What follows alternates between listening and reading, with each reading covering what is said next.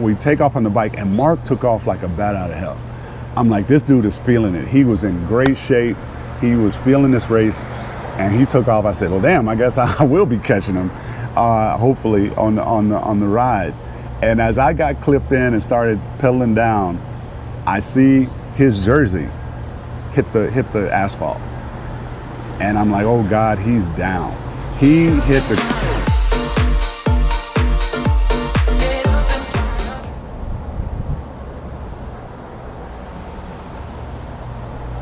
Hey everybody, this is Kenny E, Black Iron Tri, and I am back for a full-length video. We're finally gonna cover Ironman 70.3 Chattanooga. Now, it's been a minute, longer than a minute, more like 2 months since that race. That race took place, I think, May 17th, 2026, and I'm in July now. So all kinds of reasons as to why I haven't done this one yet, but we're gonna get right into it. One of the first things I want to address, though, is, kind of a spoiler alert, which really isn't. I put out some shorts during the race and right after the race. I got a DNF at this race. But the reason I got a DNF is kind of interesting. I've gotten a lot of feedback about it, a lot of positive feedback about it. And even though it was extremely painful, it's one of, I think, something I'm most proud of, and it really did a lot in terms of help. Being a good friend is basically what it was. So we'll get into that in a minute. But the other thing I want to address is like what I'm wearing. So dig it. I've got on the shirt from the 2026 race. Now, it is usually my policy that I don't wear gear for a race I haven't done or finished, right? But there's some stuff you get at the beginning before you even toe the line, like when you register for these races. And one of them for the 70.3 in Chattanooga this year was this shirt. It is a cool shirt. It looks, if you saw my video on the recap of Ironman 70.3, Gulf Coast down in Panama City Beach, you see they do this same theme, and they're doing this in all the 70.3s and probably Ironman as well. It's trying to keep a theme going, at least for the year or whatever. I really like this shirt, I do, but I didn't finish the race, so I felt some kind of way about it. However, this is something that they give you at the beginning of the race. So when you go register, you get a backpack. You get a bag to hold all your stuff. You get your chip and your bib and all this other stuff, and this T-shirt. Now, one of the things they give at the end of the race used to be hats. So you'll notice I'm wearing a hat from another race I did, but they stopped giving out hats at least at the 70.3s, and they're giving out these chamois towels instead, similar to this one. Now, one thing I'll mention is this is last year's Chattanooga race, 2025, which I did do and did complete. That's the one where my sister attended. They canceled the swim for us, unfortunately. My friend Mark Donahue did race with me in that one. But they handed this out after. This is a finisher's chamois, a finisher's towel. So I don't have one for this year. And I actually struggled about whether to wear this shirt for this video or this shirt. And I decided I would wear this shirt for this video because I did line up for the race. I was fully prepared to finish the race, and I didn't finish the race because I chose instead to stand by my racing partner, my buddy, Mark Donahue, who suffered a little bit of an accident, a big bit of an accident at the start of the bike. But we'll get into that. In the meantime, let's talk about what happened during race week. So, similar to Panama City Beach and similar to Gulf Coast, I really like these races that are within driving distance. And Chattanooga is less than 2 hours from Atlanta. It's a really close race. In fact, I'm going up there in September to cheer on and cheer for friends who are going to be racing the full there this year, just because it's close. I'm also doing the same for Panama City Beach, Ironman Florida, for my girl Katie, who is racing a full there. Mark Donahue's coming too. We're not racing that race. We're just going to support Katie in her bid to get a legacy slot to Kona. But this is a close race, so I get to pack everything I want to take to this race. Now, Panama City Beach, which was the week before, May 9th or so, my partner in crime was able to attend that one, but I didn't have any racing buddies at that race. This was kind of the opposite. I was racing with my buddies Mark Donahue and Katie Fritz, and Katie Fritz's husband was there. And bless his heart, because he was a savior for us during this race and during the crises that we went through. So unlike, I don't have a lot of footage from that race because I didn't have somebody who wasn't racing, and they don't allow cameras on the course and the whole bit for good reason, and I understand all of that. But still, a memorable race. So we get down to Chattanooga, and Chattanooga is one of my favorite places to race, not only because it's close, but because they are so welcoming to the triathlete community. I mean, I've had some experiences where I didn't feel that way. I'm not gonna say any names. I might flash it up on the screen, but Chattanooga, back when Little Debbie used to sponsor the race there. Little Debbie is headquartered. Little Debbie, the snack cake, they make snack cakes. We used to buy their oatmeal cream cakes in college.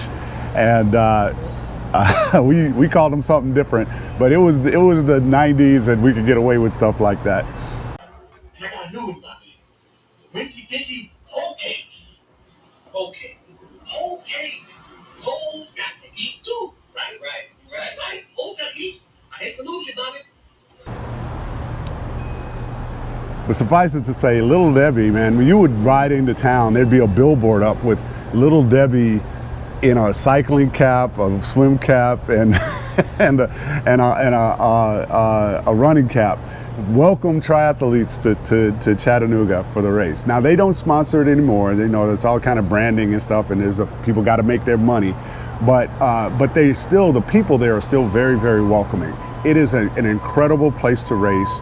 The hard part of it is the hills that you have to deal with on the bike and the run.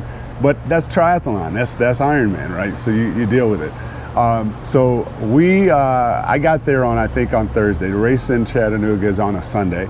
So got there on Thursday, and we kind of got a rhythm with the crew I go down there with Mark and with Katie. And one of the things we like to do is on one of the early nights we get there, we love to go get some ramen noodles. And Katie is a hell of a planner. She likes stuff being done and in place. And she had made reservations a couple of months, maybe 3 months before the race. But she made it through one of these third-party apps, not with the restaurant itself. Long story short, we get down there and get ready to go to dinner and find out that the restaurant is closed permanently. It was a place called 210 Jack. Wonderful place for ramen noodles. And we were all looking forward to it. Our appetites have been built up ever since. Katie said she made the reservations, and then we go and find out that it's closed. But Chattanooga didn't let us down. They had another spot, and whose name of course I can't remember because I'm doing all this from memory, but I will put it up here on the screen. We found another spot for ramen, and it was outstanding. The service was great, the food was great. So we got our ramen fix in Chattanooga. I will bring up that I was expecting to race with a couple of other Black Iron Tri associated folks, one of which was Rojo, Regina, who I did an interview with on Fearless Conversations. She did not come, and I have to support her on her reason for not coming. Tennessee is a state that has been doing a lot of, I think the word is gerrymandering, I don't know, but basically been changing voting districts around to try to minimize certain demographics voting power, right? And without getting super political, it's some BS what they're pulling down there in Tennessee. And so she kind of protested by saying, I'm not coming to race. And I had to take the hit. They would not refund her money or anything like that because of her reasoning. Rojo, more power to you, girl. We're proud of you and stand by you in your decision. I do know that Rojo is racing Chattanooga full, but will be staying in Georgia just to avoid giving Tennessee more of her money as in a continued protest for their changing of voting rights and voting districting down there. So thank you for that. And then Khadijah Diggs did race in this half. Did see her. She was down there with her super vehicle. So Khadijah, shout out. Great to see you there. So this was Chattanooga was packed with my racing folks, right? It was fantastic. I got to meet the folks at Bamboo Works. The guy who owns Bamboo Works, that's the company that makes athletic gear, socks and shirts and hats and stuff out of bamboo. And I was wearing his gear when I met him, saw him at the village. That was fantastic. Met some folk, a couple of folks from my pro coach who were racing in that race. So this was just a super social, super great race to be. Again, Chattanooga's kind of central in terms of the country, very welcoming, great race. So we got down there. We did all our pre-race stuff. We attended some of us, everybody didn't, but some of us attended the briefing, the athletes briefing. That was fantastic as usual. Got a lot of good information, which is very helpful. Folks, if you're gonna go to a race, and I would highly recommend, I don't care how many races you've done, I would highly recommend going to the briefing. There's always going to be some kind of exception or something that they bring up during the briefing that you don't know, that's not normal. I have never regretted spending that 30 to 45 minutes sitting and listening to them, because you always find out some little piece of information that other people are unaware of, and get caught up on race day. Be like, I didn't know, yeah, because you didn't go to the briefing. So we went to the briefing. And we were set. Mark and I, it was just Mark and me, so it wasn't no wives on this trip, no partners in crime, no sons on this trip, no sisters on this trip. This was Mark and I had an Airbnb that was perfectly located across the street from some great restaurants, not in the middle of downtown, but close enough that we could walk, run, or ride to downtown, which we did to check in our bikes. And it was the Airbnb we had, and I would shout out to the owners of this Airbnb, fantastic spot. Probably, I think Mark and I, and we've stayed in a lot of Airbnbs, definitely the best one we stayed in Chattanooga. I'll stop there because we have a condo we always rent down in Florida that's fantastic as well, a penthouse. But this was one of the, in terms of, we had a garage. We had a garage, private garage, where we could put our bikes and stuff together. It really worked out. So let's get to race day. So race morning was pretty typical. Mark and I got up, again, we didn't have anybody helping us this time. We were just me and him getting up, getting our gear together, getting our nutrition together. We had dropped off our bikes the day before, and we get over to race to our transition. And Katie met us there, and we had another part. Oh, I can't forget, we had another racer with us this time. And I'll put her name up and everything too. Again, I'm doing this off the cuff, guys, forgive me. But I think it's Cindy, I think it is. Cindy raced was with, so we all got our numbers together at check-in. We were, I think, 776, 777, 778, and 779. And Katie got 777 because Katie's Katie, and she's gonna get what she feels is the best number. Lucky 777. So, but our bikes were all lined up together, and it was really cool showing up, ready for the race, hype each other up. And I had made a promise to my buddy Mark that I would finish this race with him. He had told me his goal was to finish within an hour of me. And I said, no, we're gonna do better than that. We're gonna finish together. And because he's a faster swimmer, my thought was, okay, if you finish the swim or whatever and just get on your bike as quick as you can, I'll catch you on the bike, and we will cross the finish line together, no matter what, right? If I had to push, I was gonna push. If I had to lay back, I was gonna lay back. But the idea was we're gonna finish together. So super cool. The swim was 100%, no reduction of the swim, no cancellation. In fact, the swim was 1.4 miles. Normally at a 70.3, the swim is 1.2 miles. But this one was 1.4. Of course, you're going downriver. We didn't get as much of a push as we thought we were going to get. At least that's how it felt and what people said. But I will say that I got to transition T1 after the swim. The swim was great, luxurious, lovely river swim in the Tennessee River. And I actually met up with Katie and Mark in transition. Normally they would be a little bit ahead of me, but I caught up with them. Katie took off. She was gone before Mark and I were ready. And because Mark was still in transition, I transitioned faster than him, but I waited for him. I said, you know, the whole idea is us to finish together. We're here now. And we headed off for the bike. And this is where the day got interesting, because Katie's husband, Chris, was at the start line of the bike, and he took photos and videos of us taking off, I think. I don't know if I have that. I hope so. I'll post it if I do. And we take off on the bike, and Mark took off like a bat out of hell. I'm like, this dude is feeling it. He was in great shape.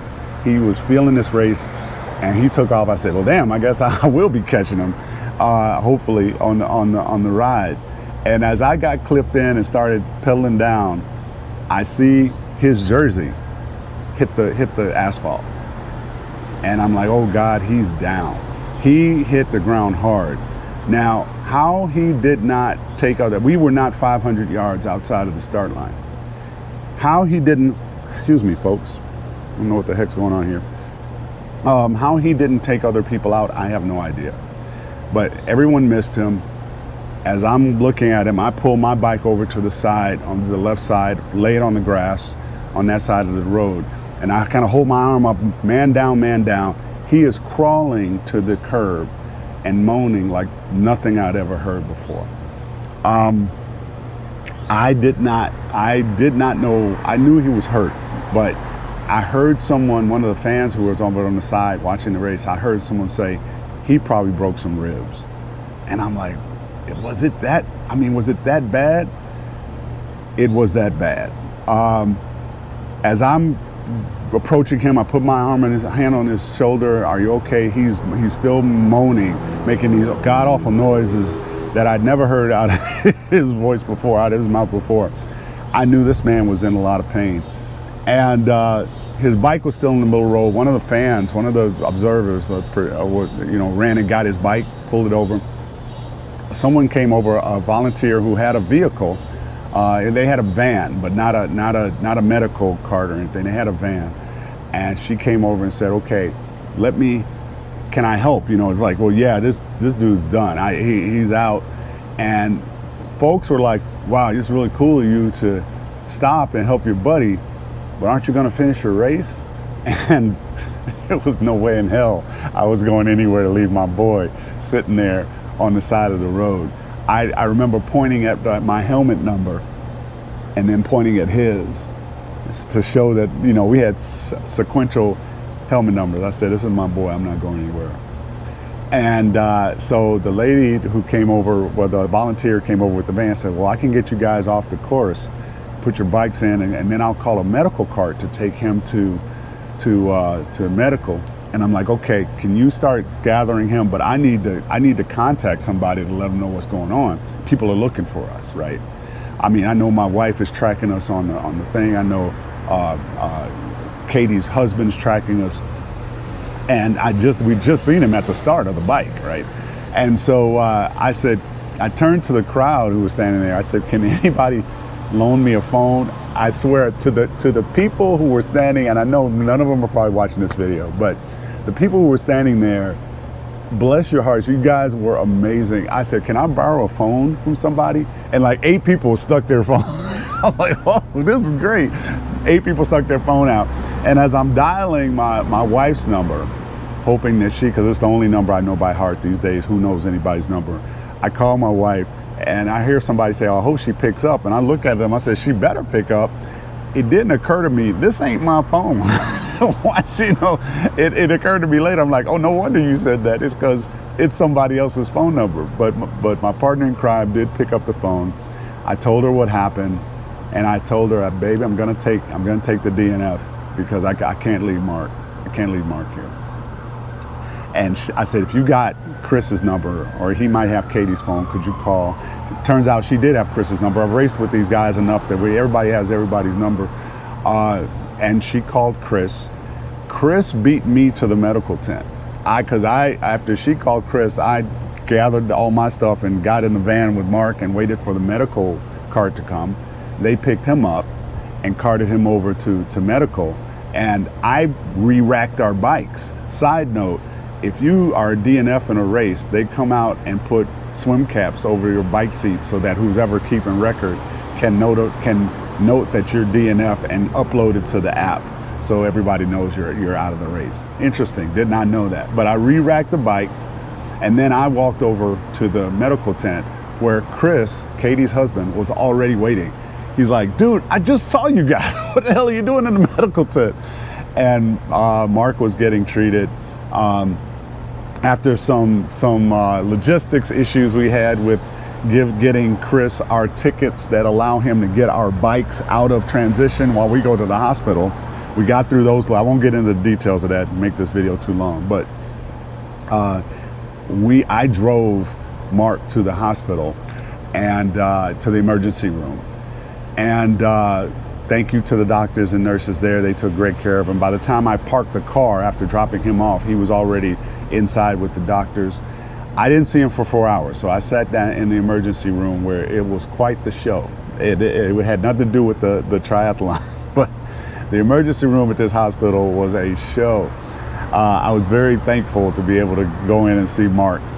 And after 4 hours of sitting out and eating bad food and worrying about my boy, they finally called me back, and he's laying in the bed.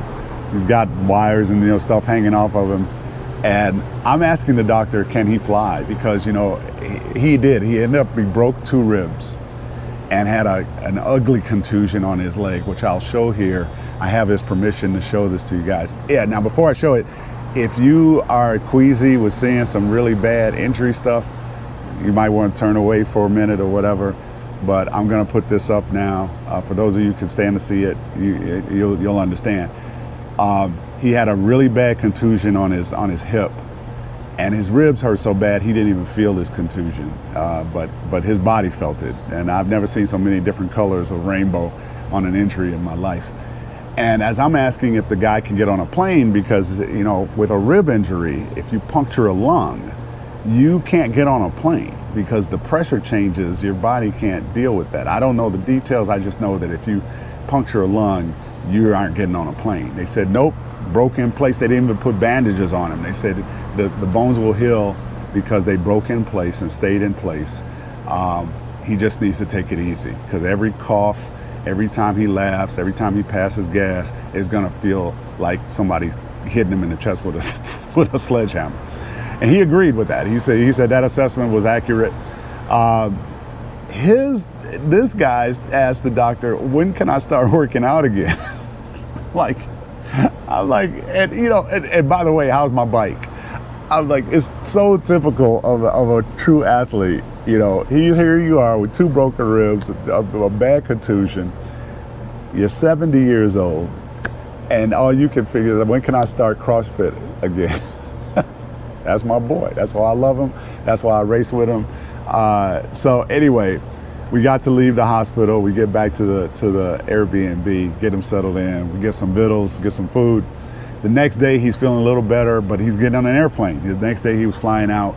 We went and got coffee. I put up shorts about this, so if you saw him, I thank you for that. So hey, sorry for the repetition. But that was the biggest part of the weekend. Katie, she found out at the end of the bike.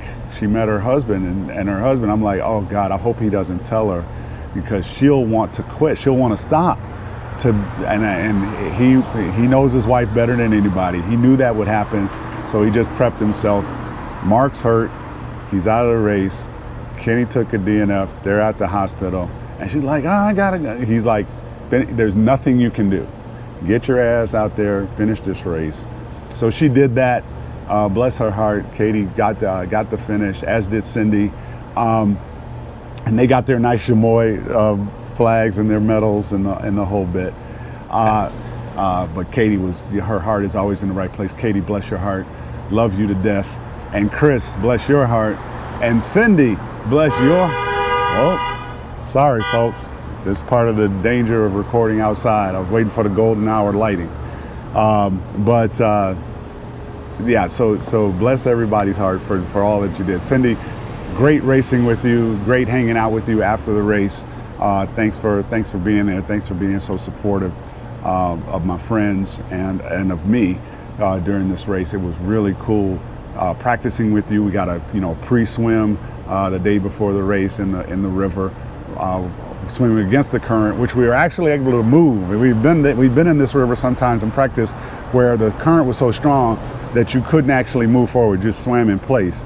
But the current was not as strong this time. We got a nice swim in, nice practice ride in, except for the part where Mark and I went on the expressway and Katie let us go because we were being idiots. Oh well. And a great practice run in. This was just a great trip. Despite not finishing for Mark and me, we found a new ramen restaurant. I got to see my girl Khadijah. I got to meet a new racing buddy, Cindy. And it was Chattanooga, which I can't wait to go back to again. So that's the general race recap, folks. I hope I didn't bore you too much. I'll look at this video, see how long it's running, and cut out stuff where I can. But yeah, that's even in a race where my partner in crime didn't attend, because she was hosting a party for one of her nieces who was graduating from a local college here, Spelman, here in Atlanta. She was still able to participate and help, always being supportive of me and my friends at these races. So thank you, my partner in crime. I love you to death. You my girl. You know that. Thank you for supporting us even when you weren't even in the town. So it's fantastic. All right, folks, that'll do it for this recap. I'm glad I finally got this out. And more stuff is coming. I've got a number of people lined up for some Fearless conversations. It's been a while since I did a Fearless Friday. We've got some topics we want to cover on there. Just trying to find the time to create the content and get it out to you guys. So in the meantime, it's a very hot day. I'm sorry for all the sweat. A very hot day here in Atlanta, but nothing better for me anyway to record outside and share some of this stuff with you. Please drop a note, leave some comments. What do you think about the video? I've been getting some comments. A lot of the comments I get are via email. They're not on the actual page or actual channel, which is fine. But being from my old project and product management days, I know that our best improvements are in the complaint box. So if you have some suggestions for videos or whatever, please share them. In the meantime, remember, you do not have to be fastest. Just be fearless. No, I ain't giving you up.